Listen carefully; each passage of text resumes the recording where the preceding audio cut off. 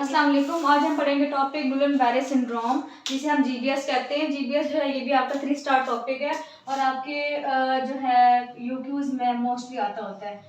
सो गुलन बैरे syndrome mainly क्या है? ये है acute inflammatory demyelinating polyneuropathy. It means कि ये एक अक्यूटली होती है with in days and weeks. 2 से 3 से 4 दिन के अंदर ही पेशेंट को फ़ौरन से सिम्टम आते हैं और पेशेंट फ़ौरन से पैरालाइज हो जाता है। सो ये एक्यूट है। इन्फ्लामेटरी मीन्स इन्फ्लामेटरी रिएक्शंस होते हैं इसके अंदर। और डीमाइलिनेटिंग का मतलब ये है कि ये जो न्यूरॉन्स हमारे बॉडी के अंदर होते हैं उनको इफेक्ट करता है।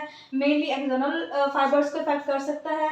उसको इफेक्ट करने से क्या होगा कि डीमाइलिनेशन हो जाएगी। डीमाइलिनेशन का पहले हमने पढ़ा कि डीमाइलिनेशन जो है वो क्यों होती है? मेनली हमारी बॉडी के अंदर अगर एंटीबॉडीज़ बन जाए तो वो उसको डिस्ट्रॉय करना स्टार्ट करती हैं। डिस्ट्रॉय होंगे तो वहाँ से नर्व कंडीशन की जो वेलोसिटी है वो कम हो जाएगी। जब वेलोसिटी कम होगी तो इस वजह से पैरालिसिस जो है वो स्टार्ट हो जाएगी। सो इसका मेन जो फीचर है हमने याद रखना है कि इसके अंदर सिमेट्रिकल अक्यूट असेंडिंग पैरालिसिस होती है। असेंडिंग का मतलब ये है कि पहले डिस्टल पे होगी इसकी पैरालिसिस, डिस्टल से जो है वो मूव करेगी अपवर्ड की तरफ। मीन्स पहले डिस्टल हमारे जितने भी लिम्स हैं लोअर लिम्स से स्टार्ट होगा और इक्वली स्टार्ट होगा। जैसे कि पोलियो में यूनिलेटरल होता है, वन साइड पे पैरालिसिस होती है, फिर वन साइड इफेक्ट होती है, लेकिन इसके अंदर दोनों इक्वल इफेक्ट होंगे और असेंडिंग की तरफ जाएंगे। इसके बाद ये डायफ्राम को इफेक्ट भी कर सकती है, ट्रंक को इफेक्ट भी कर सकती है और पहले लोअर लिम्ब को इफेक्ट करेगी फिर अपर लिम्ब को इफेक्ट करेगी।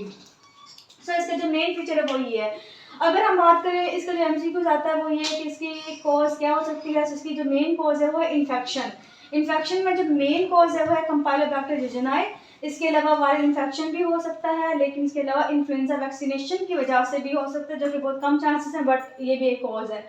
इन्फेक्शन हुआ, इन्फेक्शन की वजह से ऑटोइम्यून रिस्पॉन्स आएगा। ऑटोइम्यून रिस्पॉन्स कैसे आएगा? एंटीबॉडीज़ बनेगी।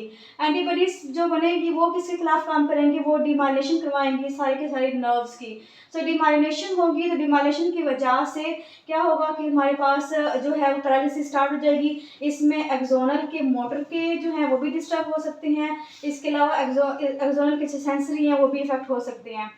इसके अलावा सीवियर केसेस में जो है वो ऑटो इम्यून डिसरेगुलेशन भी हो सकता है। सो ऑटो इम्यून अगर इन्वॉल्व हो जाए तो उसमें ये है कि पेशेंट को जो है रेस्पिरेटरी फेलियर की तरफ जा सकता है, जो कि बहुत ही कॉम्प्लिकेटेड केस बन जाता है और इस कंडीशन में पेशेंट को हमें एडमिट करना पड़ सकता है, जो कि मोस्टली पेशेंट को एडमिट ही करना पड़ता है, उसके बाद उसको मैनेज करना पड़ता है।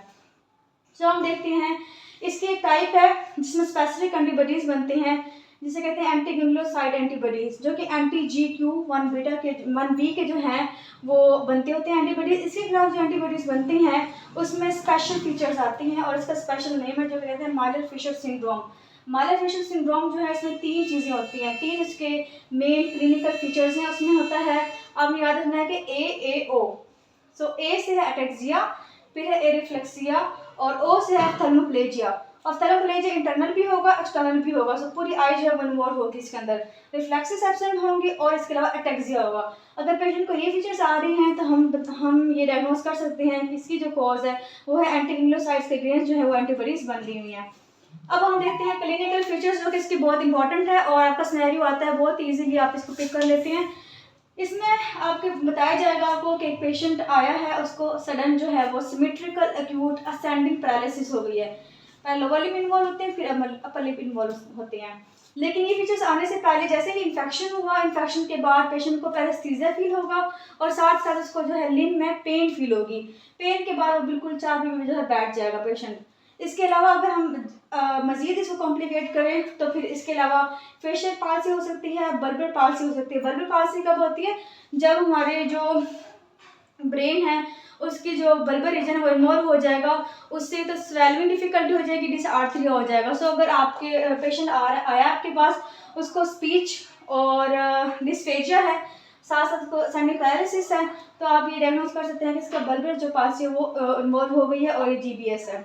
इसके अलावा मैंने बताया आपको कि इसके अंदर एक मेन फीचर है रिफ्लेक्सेस का लॉस होना। सो लॉस ऑफ रिफ्लेक्सेस हो सकता है। अगर सीवियर की तरफ चले जाएं हम, पेशेंट की डायफ्राम भी अगर इन्वॉल्व हो गई है तो रेस्पिरेटरी फेलियर की तरफ पेशेंट जा सकता है। इसलिए ऐसे पेशेंट को हमने मॉनिटर करना होता है, उसके बाद कैपेसिटी को देखना होता है, उसकी फोर्स्ड इंस्पायरेटरी जो है कैपेसिटी देखनी होती है कि पेशेंट खुद से सांस ले रहा है नहीं ले रहा। अगर वो नहीं ले रहा तो फ़ौरन हमने इसको वेंटिलेशन की तरफ जो है लेके जाना होता है। अगर पेशेंट आ गया लेकिन आपने डायग्नोज तो फिर भी करना है, सो डायग्नोसिस करने के लिए आपने CSF एग्जामिनेशन करना है इसका। CSF एग्जामिनेशन करेंगे तो इसमें हमें प्रोटीन्स मिलेंगी। प्रोटीन्स जो है वो 55 मिलीग्राम पर डेसीलीटर से ज़्यादा होंगी। सो इसमें हमें जो मिलेंगी वो है एल्ब्यूमिन और साइटोलॉजिकल डिसोसिएशन मिलेगा। सो ये जो है इसका मेन फीचर है। इसके अलावा हमें पता है कि नर्व का प्रॉब्लम है, सो हम नर्व कंडीशन स्टडीज़ करवाएंगे। इलेक्ट्रोमायोग्राफी करवा सकते हैं। नर्व कंडीशन स्टडीज़ के अंदर जो है नर्व की वेलोसिटी जो है वो कम होगी। इसके अलावा हम ब्लड का टेस्ट करवा सकते हैं, एंटीबॉडीज 2G1 हमें मिलेगी 20% केसेस में।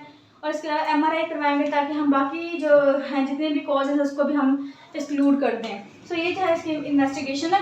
लेकिन आप जो मेनली डायग्नोस करते हैं वो क्लिनिकल फीचर्स की बेस पे करते हैं, नॉट ओनली इन्वेस्टिगेशन की बेस पे। फिर हमने करनी है किसी मैनेजमेंट। मैनेजमेंट क्या करने है आपने कि हम एक ही हमारे पास सोल्यूशन है कि आप इसका प्लाज्माफेरेसिस करवा सकते हैं या IVIG एंटी जो थेरेपी वो करवा सकते हैं। लेकिन ऐसे पेशेंट का और कोई ट्रीटमेंट नहीं है, जस्ट आपने सपोर्टिव केयर करना होता है, क्योंकि पेशेंट खुद ही ऐसा ऐसा जो है रिकवर करते हैं। 80% पेशेंट रिकवर कर जाते हैं, 4% पेशेंट डाई हो जाते हैं और कुछ पेशेंट जो है वो डिसेबिलिटी की तरफ चले जाते हैं क्योंकि उनको कोई ना कोई न्यूरोलॉजिकल डिसेबिलिटी आ जाती है। सो हमने पेशेंट की वाटर कैपेसिटी देखनी होती है कि कब पेशेंट को जो है वेंटिलेटर सपोर्ट की जरूरत पड़ सकती है। सो ऐसे पेशेंट को हमने ICU केयर में रखना होता है। जैसे ही इनको वेंटिलेशन की जरूरत पड़ती है तो ये पेशेंट को हम वेंटिलेट कर देते हैं। सो इन पेशेंट को तकरीबन 3 to 6 मंथ्स लगते हैं रिकवर होने में। सो 80% पेशेंट जो है वो इतने अरसे बाद ही रिकवर करते हैं। सो ये आपने इसको याद रखना है।